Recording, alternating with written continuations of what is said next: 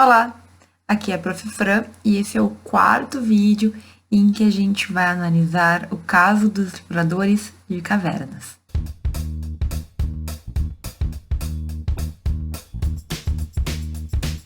Hoje nós estamos então no quarto voto, estamos mais perto do fim do que do início, e a gente vai analisar um dos melhores votos também, na minha opinião, que é o voto do Quinn, do juiz Quinn. E ele tem uma posição bem forte, bem segura e bem diferente das posições que a gente analisou até agora. Para deixar claro, é importante que tu tenha lido esse voto, certo? Antes de ouvir a minha explicação, aqui embaixo tá o link do grupo do Telegram, onde eu postei todos esses votos para que tu leia antes. E eu não sei se o certo é dizer Queen ou Kim, tá? Eu acho que o certo até mais é Kim. Mas eu gosto de Queen, então eu vou seguir usando essa entonação. Bom, mas o que de interessante, então, tem esse voto? Para mim, esse voto ele é bem completo, porque ele acaba abordando vários pontos que os anteriores não abordaram.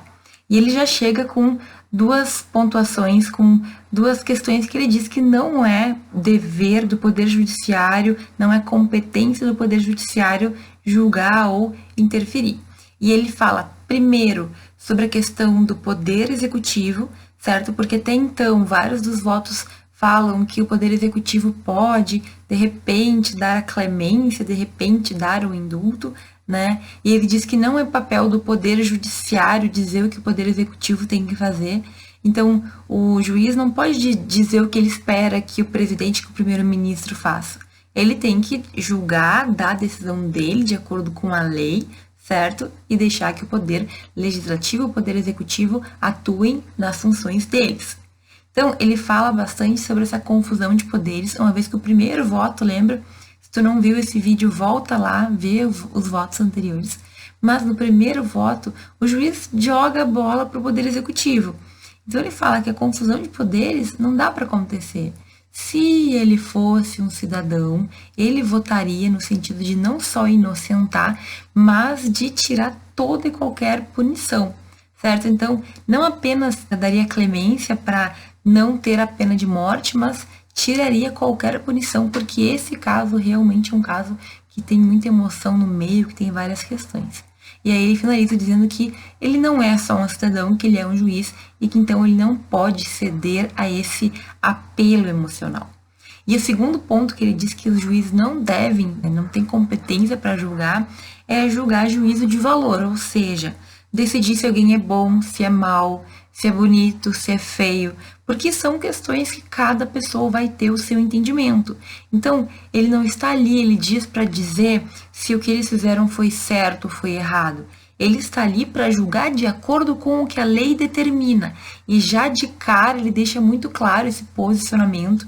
Ele é bastante positivista, certo? Uma pessoa positivista é uma pessoa que se apoia muito na lei, principalmente na literalidade da lei, e em razão disso, ele critica bastante o voto do Foster. Se tu não viu o voto do Foster, também veja, porque é um voto ótimo, mas muito criticado. Ele diz que é um voto fantasioso, que é um voto que sai fora do aceitável e que a gente não pode esquecer que juiz tem que seguir a lei. Juiz tem que fazer o que a lei determina e, nesse caso, a lei é clara. Quem cometer homicídio, quem tiver intenção de matar, e nesse caso, sim, houve intenção, né? Eles quiseram matar lá o outro para poder comer o corpo dele, para poder sobreviver, então tem que ser condenado à forca. Ele diz, a lei é clara, nós, juízes, não temos que ficar, entre aspas, procurando pelo em ovo.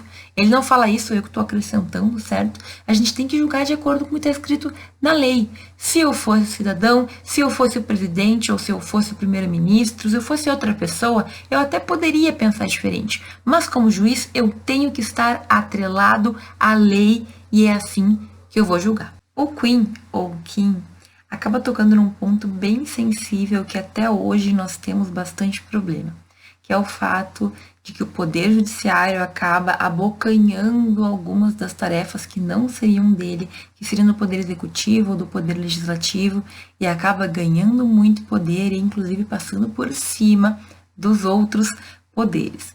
Então, gente, provavelmente tu já ouviu falar sobre o termo ativismo judicial, O que é o ativismo judicial? É quando o juiz ultrapassa alguns limites. Então, ele acaba julgando temas políticos, ele acaba julgando temas que talvez não coubessem a ele acaba obrigando o executivo ou o judiciário a fazer alguma coisa, certo? Tem pessoas que são muito contrários, tem pessoas que veem o ativismo como uma forma do juiz fazer justiça efetivamente, mas existem vários pontos aí que têm que ser analisados. Aqui, o Kim, ou o Queen, ele deixa muito claro que ele entende que o juiz ele tem que ficar no seu papel, o papel de aplicar a lei, nem mais nem menos. E ele é super crítico com a ideia que alguns juízes têm de que eles podem corrigir erros do Poder Legislativo. Então ele fala que existem juízes como Foster que querem modificar, que querem encontrar um propósito da lei e com isso fazem a aplicação da lei como eles bem entendem. Acabam confundindo, de certa forma, a vontade pessoal com o que a lei quer dizer. Então ele fala assim, alguns juízes, eles querem fazer uma revisão da lei sem que isso passe pelo Poder Legislativo. Simplesmente pega a lei, interpreta, encontra o seu propósito, encontra o seu espírito, entende que o legislador não conseguiu dizer o que queria dizer e aplica como o juiz quer que ela seja aplicada. E, gente, dá para perceber que ele é extremamente crítico com isso. Mas o que acontece? O que ele defende aqui é um positivismo extremo, é o juiz boca da lei, é o juiz que apenas vai ouvir, vai ler e vai sentenciar, vai definir de acordo com o que a lei determina e ponto, literal, certo? Ele deixa bem claro que se ele não fosse juiz ele teria outras opções ou outras ideias, mas como juiz ele é obrigado a cumprir a lei. E o juiz boca da lei é o primeiro juiz que surge lá no Estado liberal, em que basta que se cumpra a lei estritamente. Depois a gente percebe que isso não é o suficiente com o tempo, com a evolução do Estado. Mas aqui o Kim, ele é um exemplo do juiz que quer seguir a lei porque ele acha que é assim que a gente vai fazer bons precedentes, porque ele acha que não se pode violar a letra da lei, porque ele entende que o juiz ele tem um papel restrito. Essa é a palavra que ele usa, restrito. O juiz não pode aumentar, né? Não pode fazer crescer os seus poderes em razão de ter essa possibilidade. Então ele critica muito Foster, ele fala sobre fantasias, ele critica os juízes que fogem da raia e não trazem a sua sentença, ele faz todo, digamos assim, uma destruição mesmo dos argumentos anteriores, dos juízes anteriores, e ele traz um exemplo bem engraçado sobre o juiz que julga de acordo com o que quer, né? Ele fala que teve uma pessoa que comeu um sapato e quando perguntaram o que a pessoa achou do sapato que ela comeu, ela disse que ela gostava mais dos buracos do sapato. Ou seja, o cara comeu o sapato, mas ele não queria comer o sapato. Entende? No texto ele deixa mais claro isso, mas ele fala isso.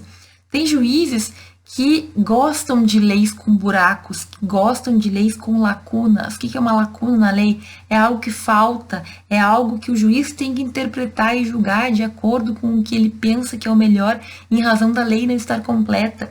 Então ele fala que esses juízes que gostam da lacuna da lei, porque assim eles têm mais poder para julgar, mais poder para poder fazer o que quer, para poder decidir de acordo com o seu conhecimento, com o seu entendimento pessoal.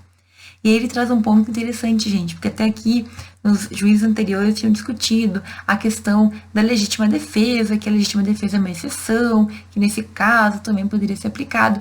E aí ele fala que esse caso não existe legítima defesa, simplesmente porque o assassinado, né, o Roger, ele não teve defesa, ele não fez nada para provocar os outros, ele simplesmente foi morto porque ele perdeu um sorteio. Então, não existe aqui nenhuma questão de legítima defesa, simplesmente o que se tem foram pessoas que mataram com a intencionalidade de matar. A lei determina que esse tipo de situação é uma condenação com a forca e ele diz especificamente isso. Eu vou com a lei não quer saber da minha vontade pessoal e eu vou votar pela condenação, pela manutenção da condenação, porque poderíamos discutir muitas coisas, mas eu sou um juiz, eu respondo perante a lei e eu sou responsável na minha função. Ponto. Por que eu gostei tanto desse voto? Porque ele pelo menos se posiciona, gente. Sinceramente, eu não acredito, talvez, não sei, não vou dar spoiler, mas eu acho que esse caso aí, ele tem diversos pontos a serem discutidos. Agora, juiz que fica jogando a sua decisão para lá, para cá, que não julga, não é muito legal, né? Para mim, os dois mais interessantes até aqui é esse do Queen, que ele é condenatório total, que é condenar, tem que morrer mesmo, e o Foster, que cria toda uma história para dizer que eles deveriam ser inocentes. Os outros dois fugiram da raia, certo? Mas a gente ainda tem um voto para ser discutido, que é o voto que a gente vai falar amanhã. Então não te esquece de ler esse voto para quando o vídeo da manhã chegar, tu tá sabendo o que já aconteceu, tu já tá aí, tu estar adiantado nessa história e a gente poder analisar mais uma vez.